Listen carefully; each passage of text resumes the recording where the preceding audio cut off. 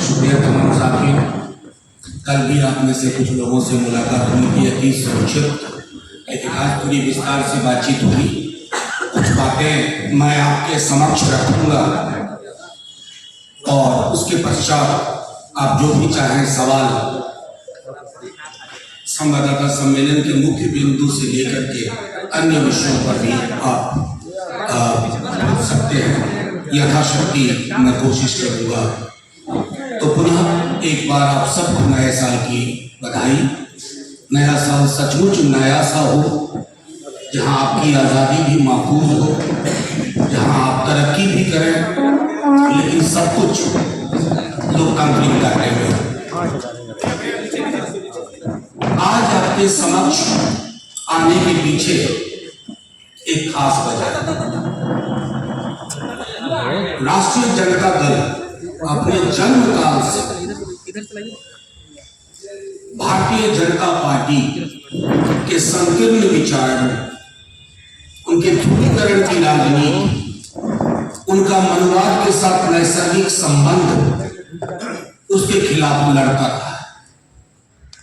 हमने कभी तराजू पे तौल के लाभ हानि के आधार पर अपनी राजनीति नहीं की कि तराजू में जो पल रहा हमें दिखा पड़े भारी, उधर चले जाओ। आज आपसे जो बात मैं कहने जा रहा हूं बहुत चिंता का विषय है। आज से लेकर 22 जनवरी के बीच में, और मैं पुख्ता जानकारी के आधार पर कह रहा हूं, आप इनकम टैक्स, सीबीआई, ईडी की अति सक्रियता देखें। एक एजेंसी दूसरे एजेंसी को फाइल दे रही, वो पॉलिटिकल फाइल है जो बीजेपी के दफ्तर से आई है। इनकम टैक्स खोजने की कोशिश करेगी, कहीं छुट्टा सा भी वो ईडी को देगी, ईडी सीबीआई के बीच में बंटवारा होगा। ये भारतीय जनता पार्टी का, अमित शाह जी का, मोदी जी का चाल, चरित्र और चेहरा। 22 जनवरी में इसलिए कह रहा हूं, 22 जनवरी को प्राण प्रतिष्ठा अयोध्या, लेकिन उससे पूर्व देश के अलग अलग राज्यों में ये तीनों एजेंसीज को काम पकड़ा चुके हैं।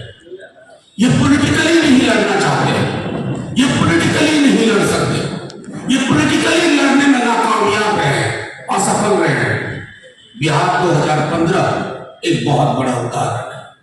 मैं सिर्फ आपके माध्यम से ये कहता हूं, हमें पुख्ता जानकारी है कि बिहार, झारखंड, बंगाल, तमिलनाडु, महाराष्ट्र, दिल्ली, पंजाब और अन्य राज्य निशाने पे कौन होंगे?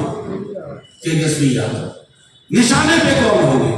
वहां बंगाल में ममता बनर्जी, अभिषेक। निशाने पे कौन होंगे? अरविंद केजरीवाल। निशाने पे कौन होंगे? इन सारे राज्यों में जो भी बीजेपी का विरोध कर रहे हैं वो निशाने पे होंगे। केस मुकदमे में मेरिट नहीं देखा जा रहा है।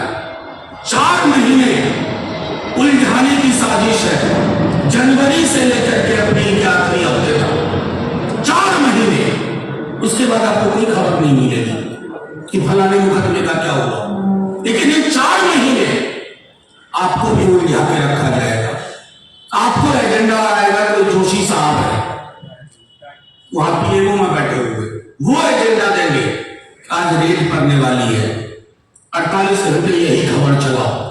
मैं सिर्फ आपके माध्यम से केंद्र की सरकार को भी कहता हूं कि जिन एजेंसी से आप ये काम करवा रहे हैं, उन्हीं एजेंसीज ने, क्योंकि वहां कुछ ईमानदार लोग भी है ना, वो सिर्फ आपकी तुड़ी नहीं बजाएंगे। उन्होंने भी कहा है कि सर ऐसा ये लोग कोशिश कर रहे हैं कि लोकसभा चुनाव से पूर्व इन तमाम एंटी बीजेपी महत्वपूर्ण चेहरों को उलझा के, और मैं पूरे आपस में कह रहा हूं, चलाइए, छापिए।